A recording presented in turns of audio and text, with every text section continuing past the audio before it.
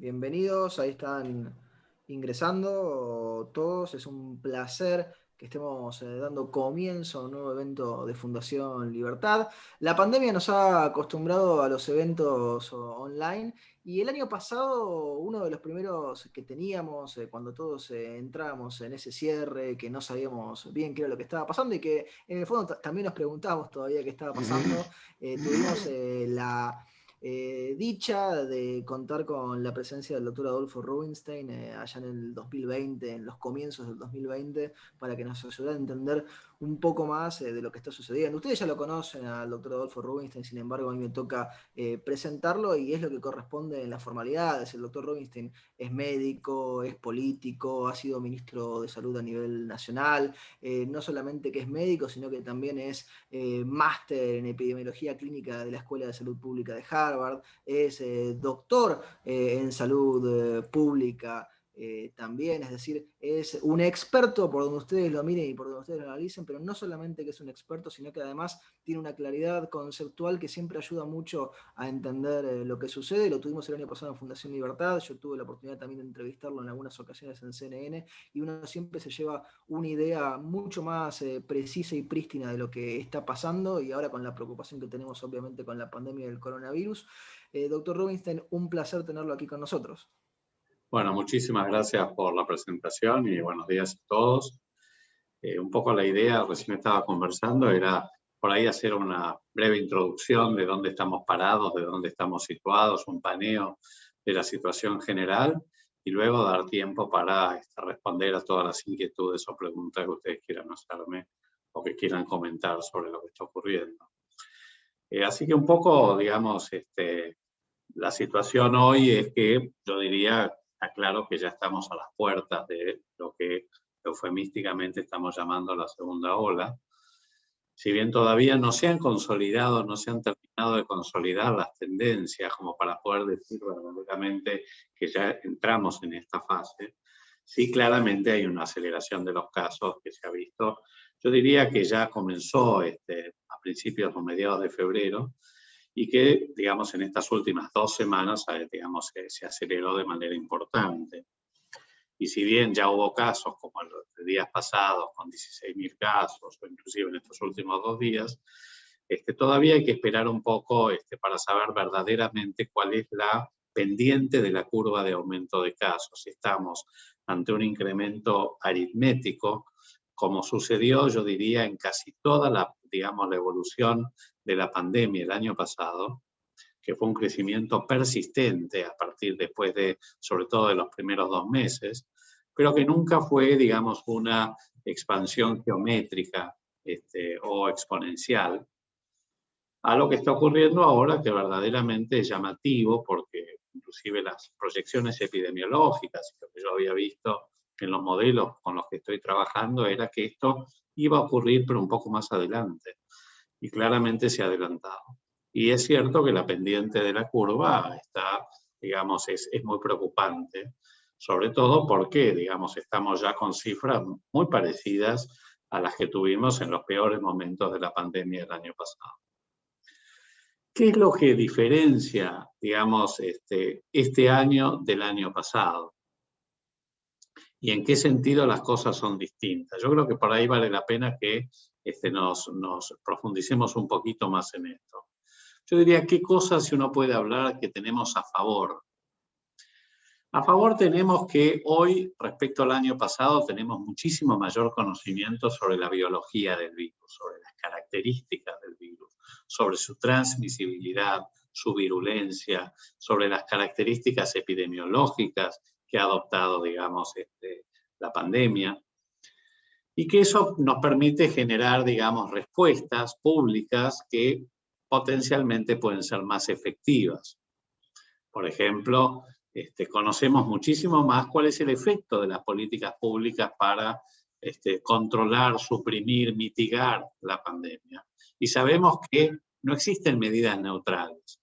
Así como la cuarentena el año pasado se prolongó de manera exagerada y provocó, digamos, consecuencias económicas y sociales terribles sin resolver el problema sanitario, porque obviamente el saldo sanitario, digamos, que estamos teniendo, que estamos sufriendo, es enorme y nos pone, digamos, en los países, digamos, que en ese sentido han tenido más casos, más muertes, y digamos, donde la repercusión sanitaria ha sido mayor.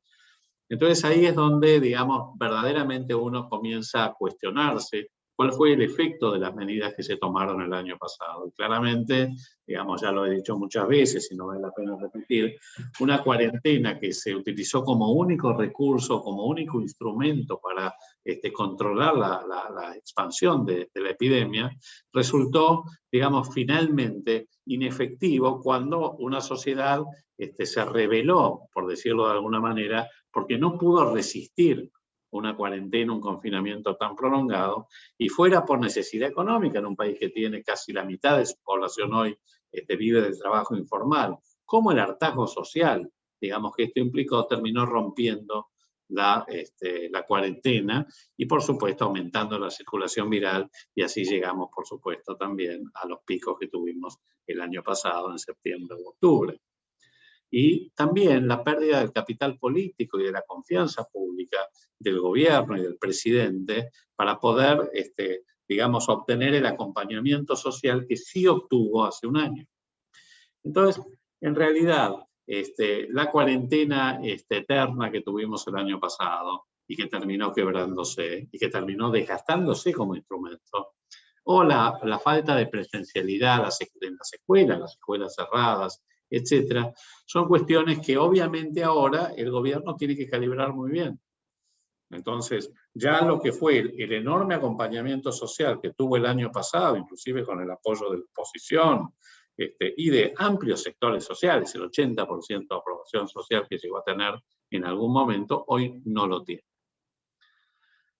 Pero bueno, sabemos, como decía, que entonces por lo menos podemos saber cuál es el efecto y los efectos adversos que tienen las políticas públicas. Esto, digamos, nos lleva a no repetir las mismas equivocaciones, que el gobierno no repita nuevamente, digamos, los errores que cometió el año pasado. Esto es porque hay más conocimiento entonces de la biología del virus, pero también de las medidas para mitigar la pandemia. La otra gran, digamos, diferencia respecto al año pasado es que hoy tenemos la vacuna. No digo que la tengamos lamentablemente todavía en la Argentina, en el potencial y en el desarrollo que tendríamos que tener, pero hoy existen las vacunas. Están en el mercado, están llegando, por supuesto que a nosotros nos llegan en cuentagotas, pero es un recurso que ya conocemos que está teniendo importantes efectos e impactos. Veámoslo esto en muchos países. Bueno, Israel es el país más paradigmático, donde ya prácticamente tiene más del 60% de la población general de más de 16 años ya recibió al menos una dosis, donde la mitad de la población general ya completó su esquema de vacunación y donde prácticamente el 75% o más, 80% de la población de riesgo ya recibió su esquema completo, ha habido una caída brutal de los casos y una caída brutal de las complicaciones y las muertes. Lo mismo está ocurriendo en Reino Unido, que si ustedes comparan con otros países de Europa que están mucho más atrás, las diferencias son brutales. O sea, lo que se está viendo es que pareciera que la evidencia científica que proporcionaron los ensayos clínicos sobre la eficacia de las vacunas se está traduciendo también a nivel poblacional en una efectividad, digamos, que prácticamente va de la mano a los resultados en los ensayos clínicos, lo cual es muy esperanzador. Entonces, tenemos más conocimiento sobre la biología del virus y el impacto de las medidas, digamos, que se han planteado para mitigar la expansión, la vacunación. También es cierto que en esta segunda ola, y esto es lo que se está viendo, la población que está siendo afectada es significativamente menor, más joven, varios años más joven. Obviamente eso lo que hace es disminuir de manera muy importante la tasa de complicaciones y de muertes, y esto impacta directamente sobre la saturación de los servicios de salud. Y finalmente, que ya para la atención de los casos graves hay también mucho mayor conocimiento, hay nuevos tratamientos, por ejemplo, efectivos, como algunos corticoides para el tratamiento de los casos graves, o algunas técnicas de ventilación no invasiva para los pacientes, digamos, con complicaciones respiratorias severas, o un mejor manejo de los pacientes críticos. Todo eso también ha redundado en una reducción de la mortalidad de los pacientes graves. O sea, estas son las cosas que yo diría que podríamos decir favorables, que tienen que ver con el mejor y mayor conocimiento, manejo, más recursos, vacunas, etc. ¿Qué cosas en contra tenemos respecto a el año pasado? La primera y la más importante, y la causa, digamos, que yo diría que ha disparado esta segunda ola, tiene que ver con la relajación de las conductas sociales para la prevención del COVID. Y acá es donde, claro, uno se plantea y se pregunta, bueno, ¿pero qué está pasando? Bueno, lo que pasa es que, por un lado, la sociedad se ha acostumbrado a convivir con el virus. Es como que ha naturalizado la presencia del virus. Estamos a más de un año de pandemia. Y por el otro lado, está fatigada. Particularmente los segmentos, digamos, poblacionales, la gente más joven, los adolescentes que estuvieron confinados todo el año pasado, los adolescentes que no pudieron estudiar, que no tuvieron interacción social. Obviamente, cuando llegó el mejor clima, digamos, al comienzo del verano, explotaron. Y en una sociedad tan cansada, tan fatigada, tan harta, es muy difícil volver para atrás. Y ni siquiera estoy hablando de lo que tiene que ver con el impacto económico de la pandemia y de la cuarentena, que ha provocado un incremento enorme de la pobreza, varios puntos más de pobreza, bueno, lo hemos visto con el informe del INDEC de la semana pasada. De la recesión ha caído más de 10 puntos el PBI, o 10 puntos el PBI en un año. Tenemos 42% de pobres, 10%, más de 10% de indigentes. Y si vamos a los niños y adolescentes, estamos con casi 2/3 partes son pobres. Casi 60% son pobres. Y 15% son indigentes. Indigencia quiere decir que no llegan a satisfacer con sus ingresos la canasta básica alimentaria en la Argentina. Esto no es obviamente de responsabilidad del gobierno, esto ya está ocurriendo desde hace 40 años de manera progresiva y es algo que es inentendible, que todos de alguna manera no nos paremos ahí y digamos, bueno, esto hay que cambiarlo, esto no puede seguir así. Pero esta es la realidad. En ese contexto, ¿cómo se puede volver a las restricciones que el año pasado tuvieron un gran acompañamiento social al principio? ¿Y qué sirvieron? Sirvieron para preparar mejor al sistema de salud, que no estaba en condiciones de poder enfrentar una epidemia de esta magnitud. Y que sirvió para que no se saturaran y no colapsaran en buena medida cuando tuvimos la primera ola. Pero claro, esto sirve por un tiempo limitado. El sistema de salud se pudo recomponer, sobre todo en la cuestión de terapias intensivas y de manejos críticos y de camas más en el interior del país, en los primeros 2 meses. Pero después, lo que siguió después fue equivocado, no se apeló, yo lo planteé muchas veces, a un sistema valvular intermitente que permitiera ir flexibilizando y endureciendo las medidas de acuerdo a la trayectoria de la epidemia o la respuesta y la capacidad de respuesta de los servicios de salud. Y esto finalmente redundó en que se quebró en 1000 pedazos la cuarentena y en realidad se terminó por una suerte de rebelión social. Entonces, este es un problema, la relajación de las conductas sociales en una sociedad que está ya muy cansada, muy fatigada y que no tiene ninguna disposición a bancarse más restricciones. Y esto, por supuesto, de la mano de los sectores que ahora, lo que se está viendo ahora, pueden volver a ser afectados de manera brutal. La industria gastronómica, recreativa, turismo, etcétera, que obviamente da trabajo y subsistencia a una buena parte de la población que quedó sumergida, digamos, yo diría, en la crisis el año pasado. También en contra tenemos que hay una fuerte pérdida de confianza pública en el gobierno. Y esto ha tenido que ver con la devaluación de la palabra del presidente. Con por supuesto, el impacto brutal que tuvo la vacunación de privilegio.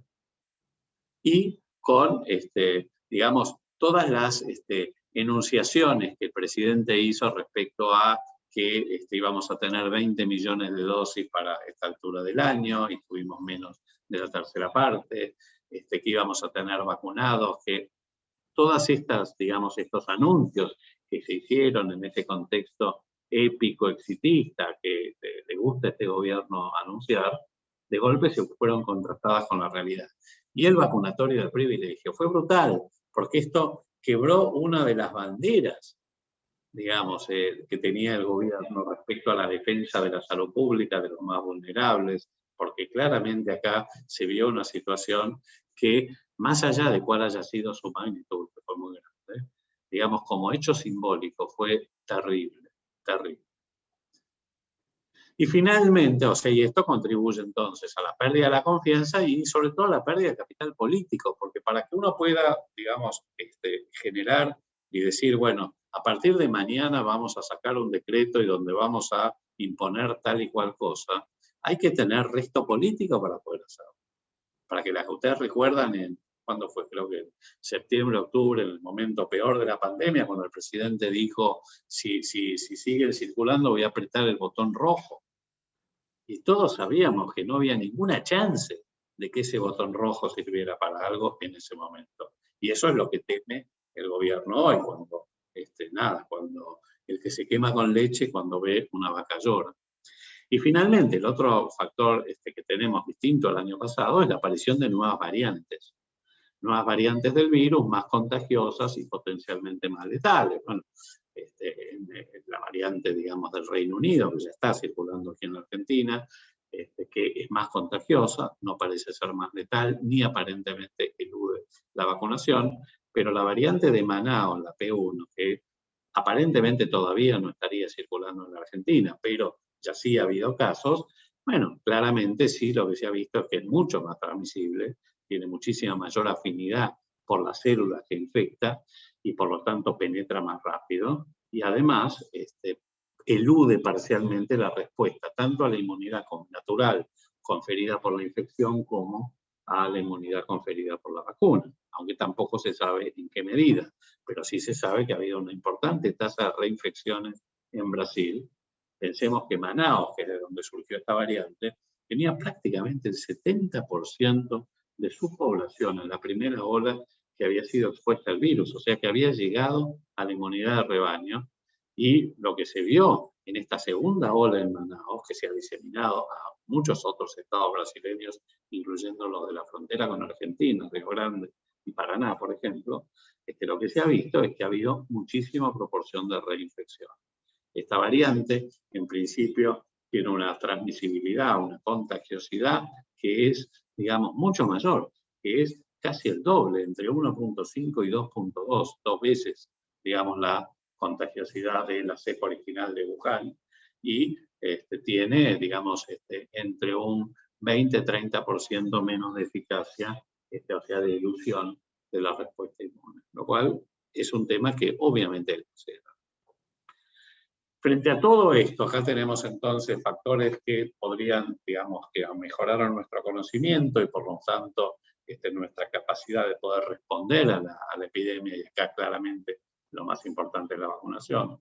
Las cosas en contra que tenemos, que tienen que ver con la relajación de las conductas sociales, el hartazgo social y digamos, y en este momento, la falta de resto para, digamos, que se pueda volver a una fase de restricciones como la que tuvimos el año pasado, porque la gente no puede tolerarlo más, porque tenemos, como decía yo, una economía, digamos, informal que no se ha beneficiado, por ejemplo, de digamos, de todos los subsidios que el gobierno, digamos, ha dado a las empresas, por ejemplo, o a los IFE, porque no están dentro, no están identificados. O sea, todas esas políticas sociales o subsidios a la producción, obviamente este año no van a tener lugar.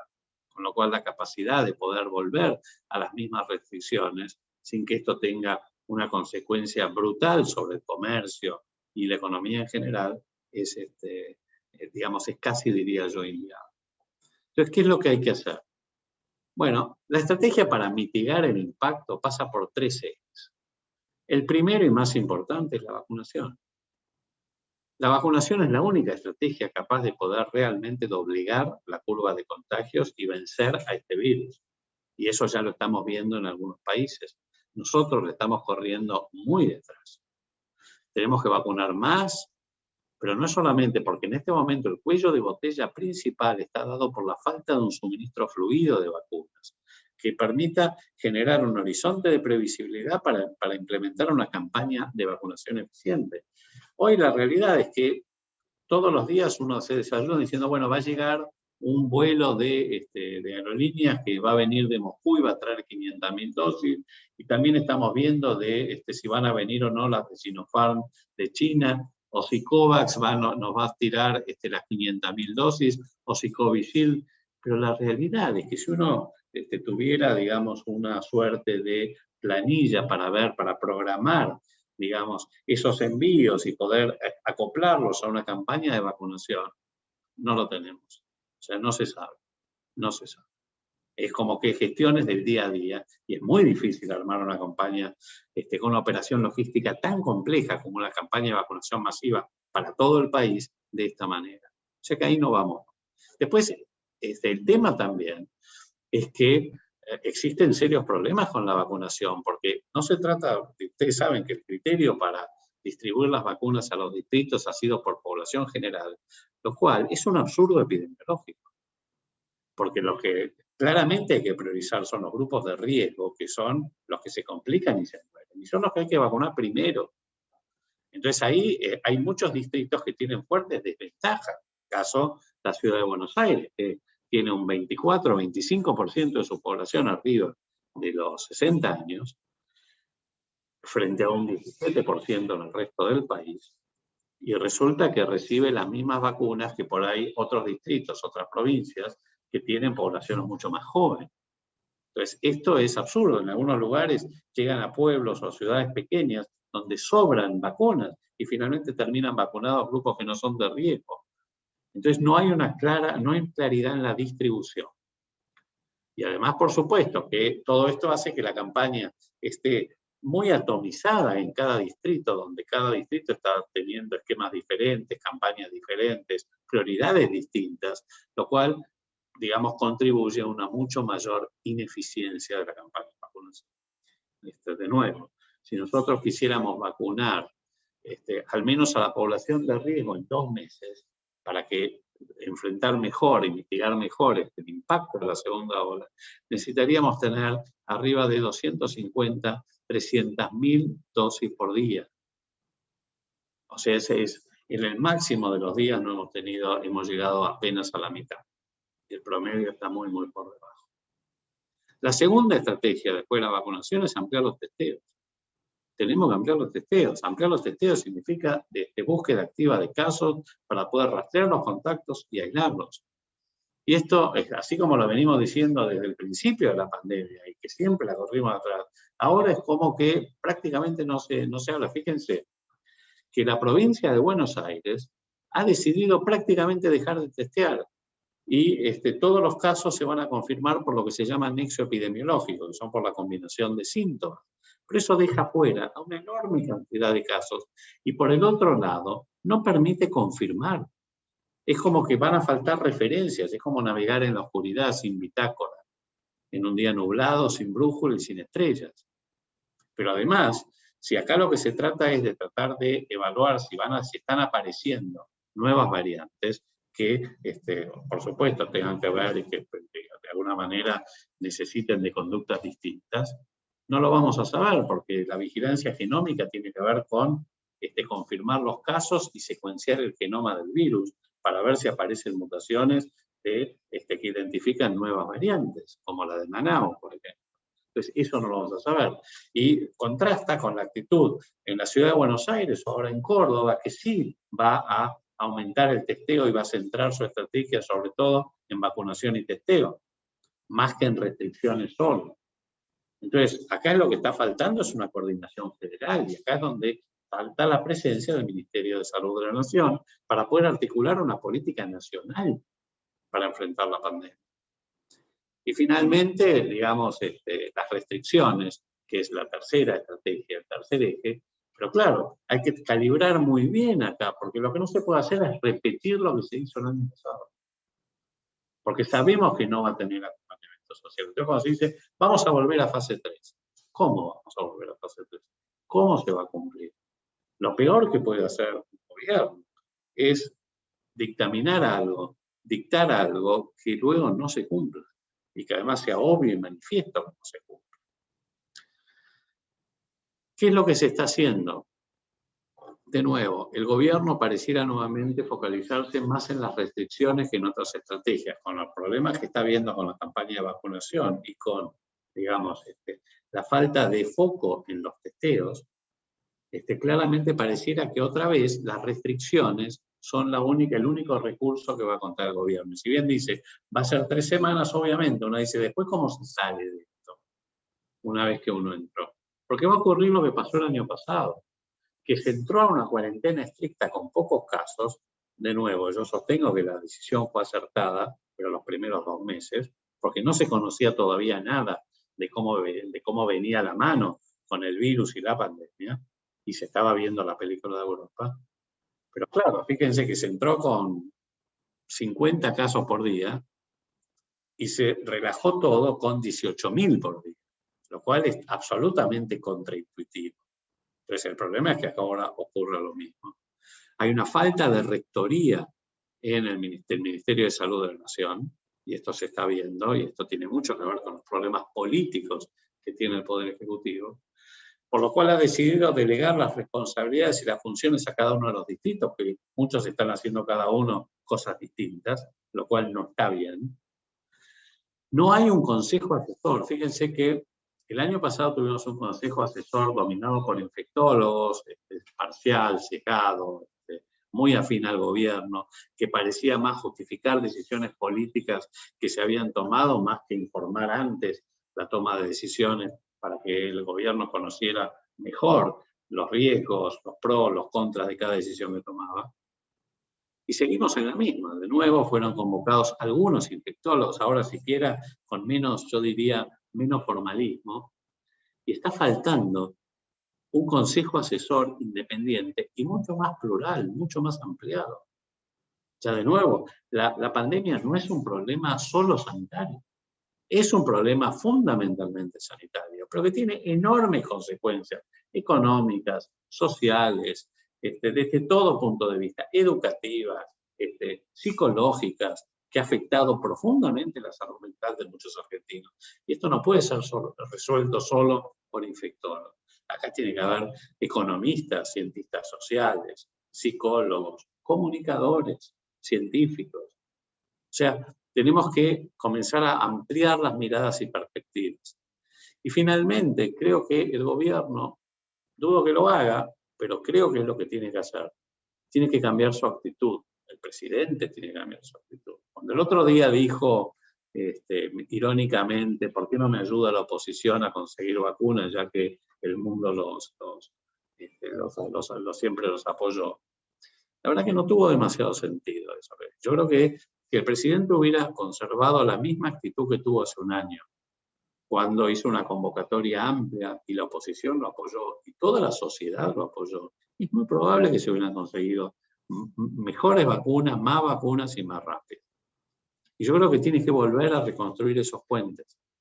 A pesar de que hoy parece, digamos, algo absolutamente lejano, tiene que volver a reconstruir esos puentes, tiene que hacer una convocatoria amplia, porque yo creo que la pandemia es un problema que nos puede llevar puesto a todos, si no se aborda de manera diferente a cómo se abordó el año pasado.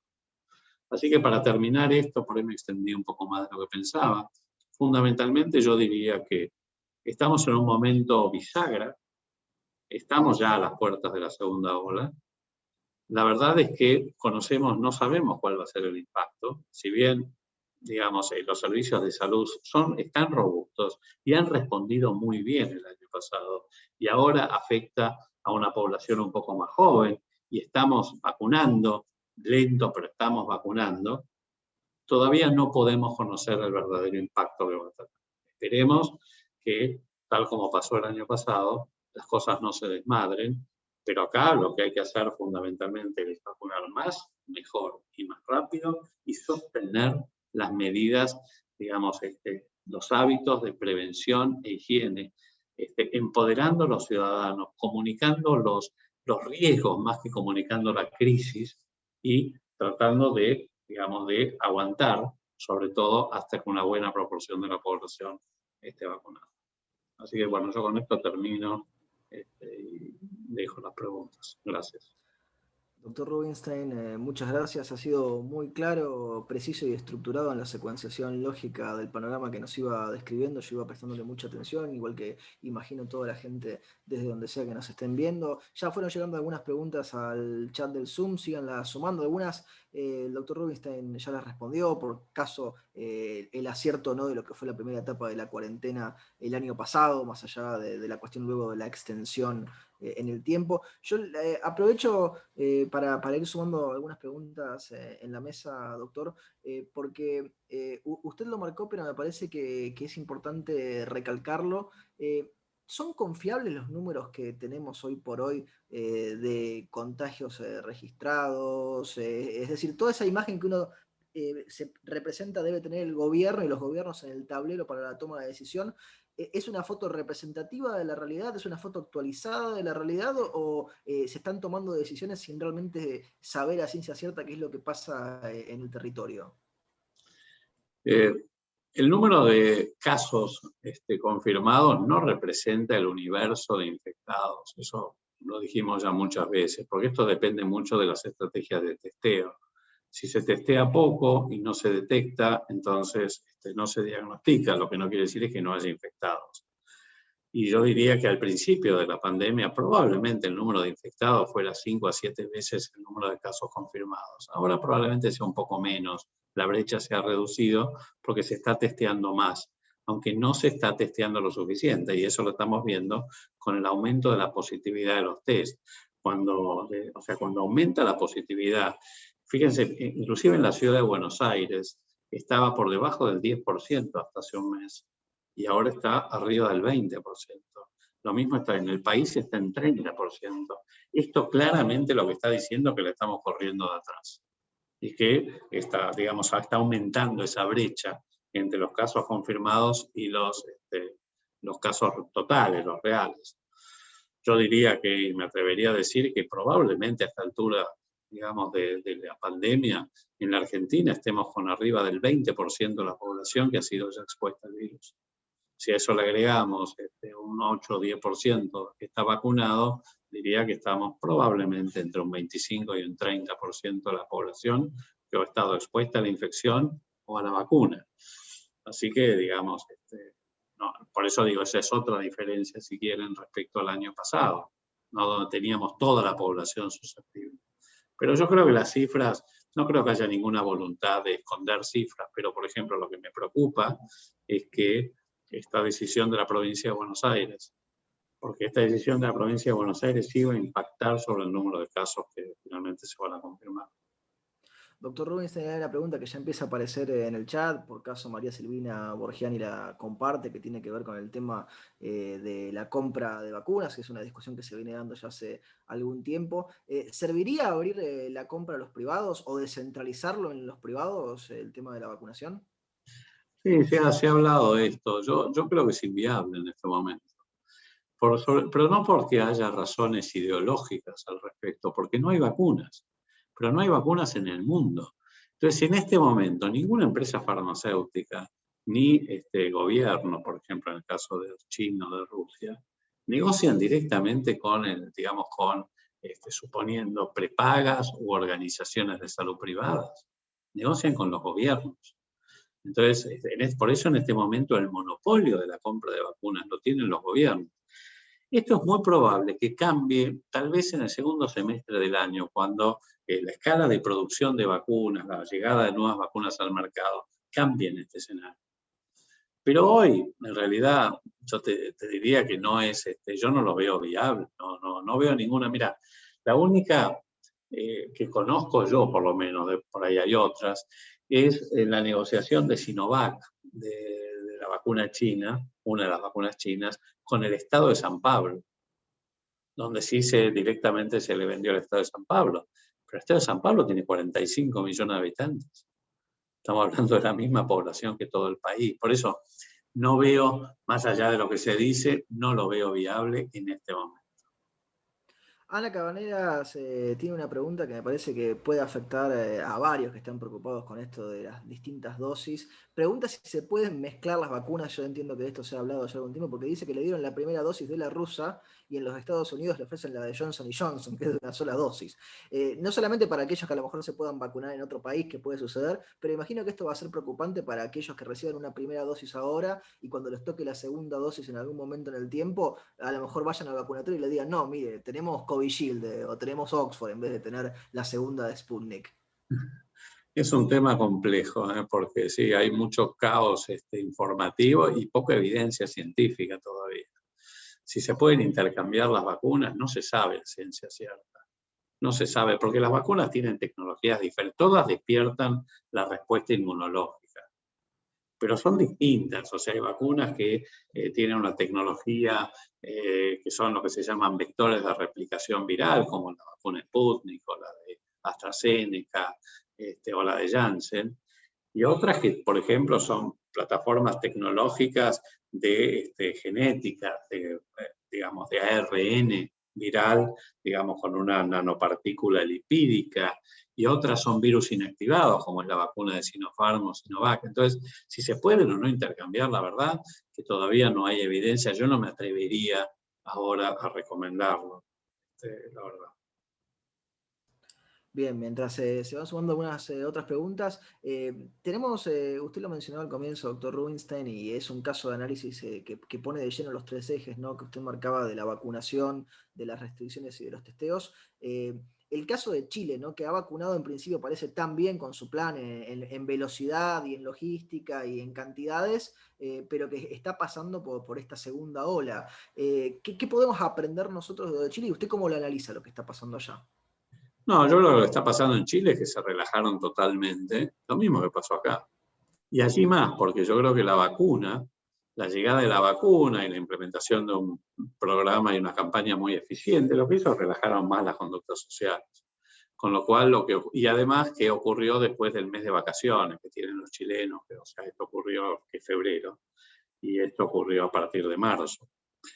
Mi impresión es que van a bajar fuertemente los casos. De hecho, si uno analiza bien, no solamente los contagios son de población bastante más joven en Chile ahora respecto a su primera ola, sino que las complicaciones y las muertes son muchísimo menores. Porque la población de mayor riesgo ha completado buena parte de su esquema de vacunación. Un tercio de los chilenos ya tienen al menos una dosis y creo que más del 20% ya tiene su esquema completo.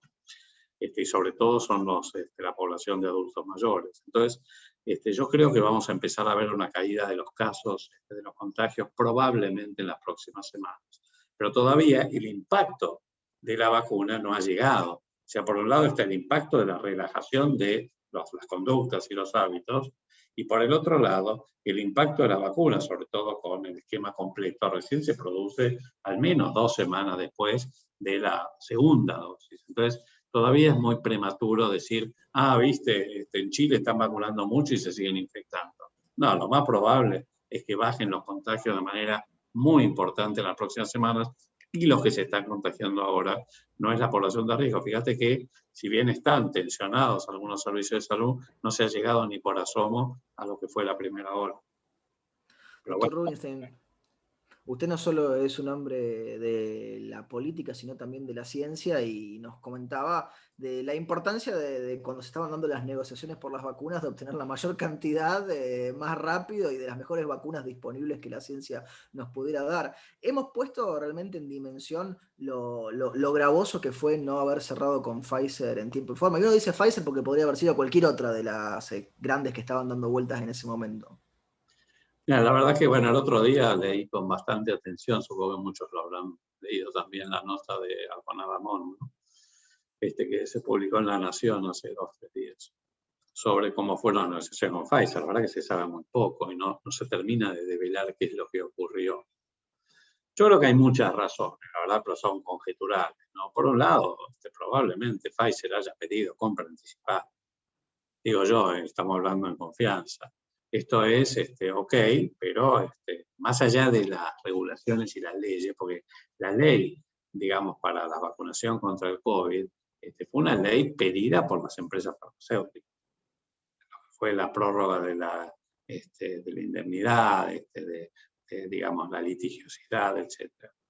Después si hubo o no una cláusula que finalmente fue irritante, que no estaba claro, la verdad que desconozco, nunca fue aclarado demasiado, pero yo creo que los problemas vinieron por dos lados. Por un lado, porque probablemente, digamos, el escenario macroeconómico de la Argentina, las restricciones financieras, la falta de dólares, debe haber impactado en las compras anticipadas, porque todos los países compraron anticipadamente las vacunas, y ahí nosotros estábamos en una situación más desventajosa.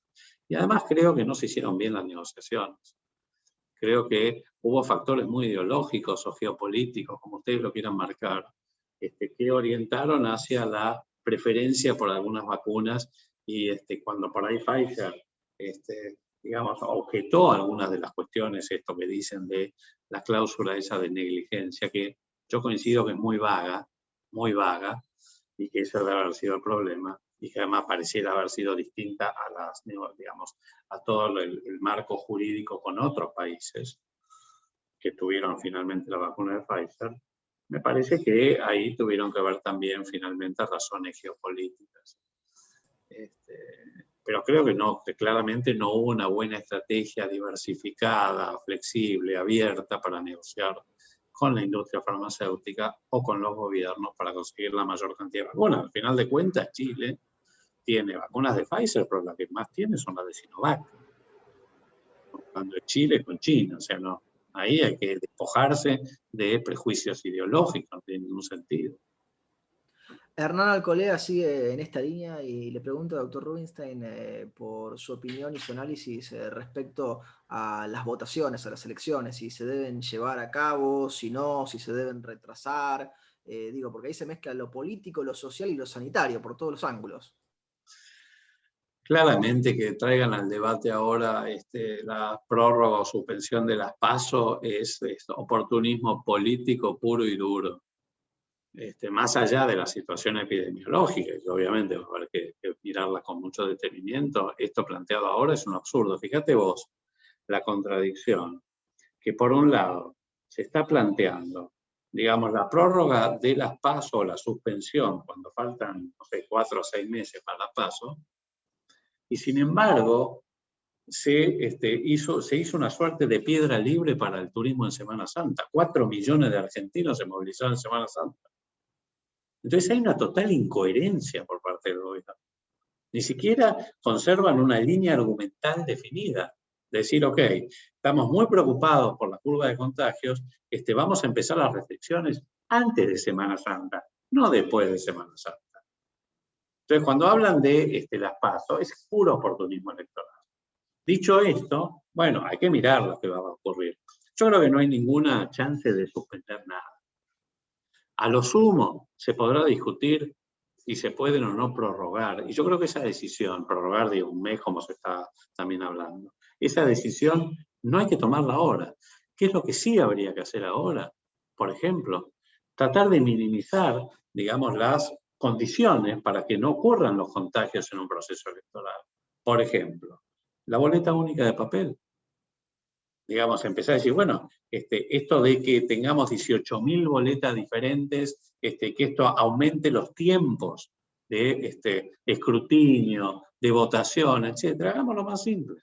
Hagamos una boleta única de papel que se está reclamando hace cuánto tiempo. Tal vez haya que prorrogar el tiempo de las elecciones. Y bueno, en lugar de votar el domingo, se vota sábado y domingo. Con lo cual se disminuyen, digamos, las aglomeraciones. Después conservar, por supuesto, hacer las elecciones en lugares más abiertos, por ahí, digamos, no en algunos distritos, no en las escuelas, por ahí, no sé, estoy diciendo una pavada, en una cancha de fútbol. ¿Me entendés? Es decir, bueno, hay maneras. Lo que no hay que cambiar son las reglas electorales, menos en un año electoral. Suman, doctor Rubinstein, preocupados desde el interior, lo dice Jorge Cosimo, que dice que está en el interior totalmente desprovisto de recursos sanitarios y dice que lo único que tiene es ivermectina. ¿Qué opina usted del uso de estas cuestiones? Mirá, con la ivermectina todavía no hay absolutamente ninguna evidencia seria sobre su eficacia o efectividad. Si bien existen algunos resultados preliminares, secundarios, que podrían ser atractivos, todavía no hay más. Algún par de estudios han demostrado que no parece ser efectiva. Yo me atendría a la evidencia científica rigurosa y seria. Todavía no hay ningún ensayo clínico, digamos, que haya demostrado que la ivermectina es eficaz. Lo que hay sí son resultados anecdóticos o de aplicaciones a pacientes que mejoraron, pero eso no es suficiente. Fíjense lo que pasó con muchas drogas que se usaron, digamos, este año o el año pasado a lo largo de la pandemia, que parecían milagrosas y finalmente no lo fueron. El caso más claro fue el de la hidroxicloroquina, ustedes lo recordarán. Entonces yo creo que hay que ser muy cauteloso respecto a eso.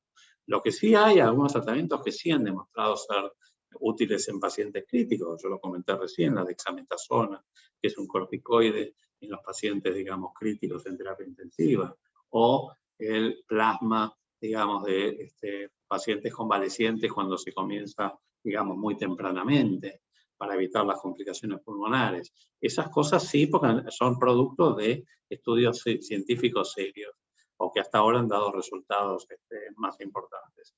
Los demás todavía estamos esperando. Usted lo marcó, doctor Rubinstein, con precisión, lo simbólico y también lo preocupante en lo práctico de lo que ha sido la vacunación de privilegio, los vacunatorios VIP, como le queramos poner de mote. ¿Debemos seguir atentos desde la sociedad a esta cuestión? ¿Puede ser que se sigan repitiendo o se siguen repitiendo todas estas situaciones lamentablemente en el país? Sí, sí, yo creo que se siguen repitiendo. Obviamente ahora con muchísimo mayor cuidado. Pues yo creo que lo que pasó con los vacunatorios de privilegio es que ni siquiera registraban esto. Cuando los militantes de la Cámpora en la provincia se sacaban las fotos, no tenían registro de esto, ni siquiera tenían registro. Entonces, digamos, pero hay otro punto, y yo el otro día escribí una nota en La Nación sobre el dilema ético entre la ética individual y la ética colectiva. Por un lado está, digamos, saquemos el hecho de corrupción de la ADA, pues eso es un escándalo, pero también está el hecho de que, supongamos que cualquiera de nosotros es yo soy médico, pero no estoy ejerciendo en este momento. ¿Podría haberme vacunado? Sí, podría haberme vacunado, pero yo no veo pacientes. Yo dejé de ver pacientes hace como 10 años, pero podría haberme vacunado porque estoy dentro del grupo de los trabajadores de la salud.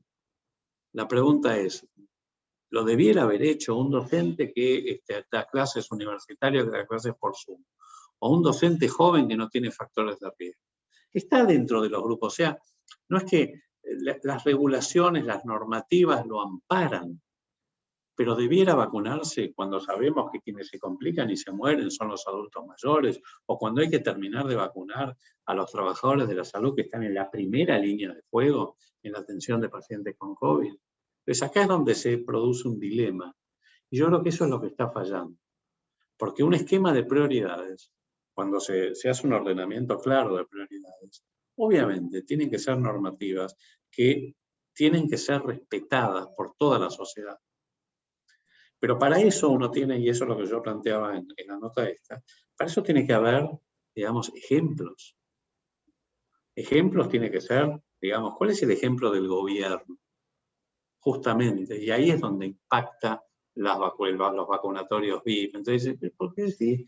¿Cómo sé yo que la vacuna que yo cedo va a ir para alguien que la necesita primero? ¿Cómo sé yo eso?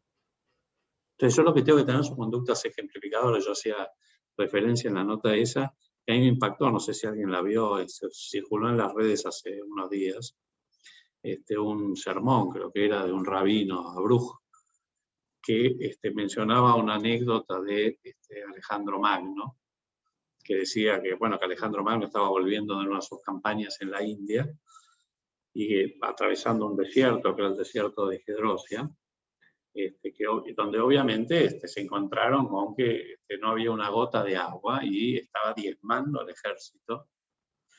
Y uno de los soldados encontró un brote de algún arroyo perdido y le trajo un casco lleno de agua a Alejandro. Y Alejandro lo que hizo fue derramarlo. Y dijo, demasiado para uno, demasiado poco para todos. Bueno, yo creo que estas conductas, si uno viera esas conductas por parte de nuestros gobernantes, seguramente no existirían los vacunatorios de privilegio, se respetaría el orden de prioridades, digamos, muchísimo más que lo que se hace ahora.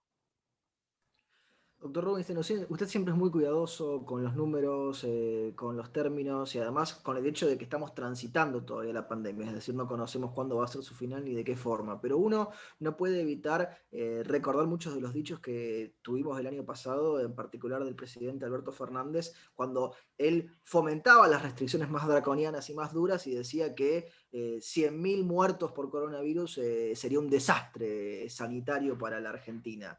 La Argentina 10.000. y originalmente 10.000, después lo expandió y fue corriendo el poste. Ya nos vamos acercando tristemente a los 60.000 y uno ve los números de algunos de los países, es cierto que muchos con más población, otros con poblaciones similares, que si uno hace esa comparación, que es injusta muchas veces la comparación porque cada país es distinto, pero uno se preocupa con lo que puede suceder con la Argentina. ¿Usted cómo analiza esto y cómo analiza además el andamiaje o el anclaje de las expectativas del gobierno, ¿no? Que han ido variando a lo largo de todo este año? Yo creo que uno, más allá de la mala gestión de la pandemia, todos sus aspectos, en los aspectos sanitarios, económicos, educativos, sociales, etc. Más allá del desafío que implica una pandemia, pues tampoco hay que minimizar lo que para cualquier gobierno representó digamos, lo que está ocurriendo ahora en el mundo, ¿verdad? Pero sí hubo algo que además de la gestión fracasó rotundamente, fue la estrategia de comunicación. Y yo creo que esto fue, digamos, y que acá tiene una clara responsabilidad del presidente. Porque, digamos, toda esa, sobre todo en los primeros meses, esa cosa exitista, triunfalista, somos los mejores, somos los campeones, el mundo viene a mirar lo que está haciendo la Argentina porque estamos doblegando al virus, ustedes recordarán. Eso, por supuesto, después de que se había dicho que el virus estaba lejos, que estaba en China y que acá lo que importaba era el dengue, ¿no? Entonces, todas estas cosas, digamos, de subirse al caballo, anuncios exitistas, comparaciones que fueron totalmente infortunadas, porque además cada filmina que presentaba, como decía el presidente, digamos, finalmente era contrastada con una realidad que era totalmente distinta. Devaluaron la palabra del presidente, generan y contribuyeron a la falta de ese clima de confianza que es necesario cuando toda una sociedad tiene que enfrentar una crisis de esta magnitud. Y por eso creo que, digamos, y siempre la comunicación del gobierno fue basada en la comunicación de la crisis. No fue una comunicación donde se empoderara a los ciudadanos para la gestión de los riesgos y que de alguna manera les permitieran comenzar a gestionar con mayor inteligencia los riesgos. Siempre digamos, se buscaron bueno, ustedes recordarán estas cosas, siempre estas dicotomías, ¿verdad?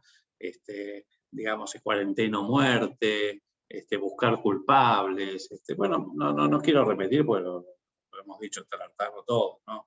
Desde el surfer, el runner, la señora que salió a tomar sol, hasta los jóvenes la última vez.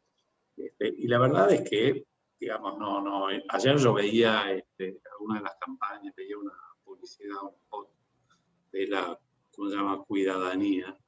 Y la verdad es que yo decía, ¿esto a quién le llega? Está bien, a mí no me llega, pero por ahí, está bien, yo por ahí no soy el target. Pero decía, ¿a quién le llega?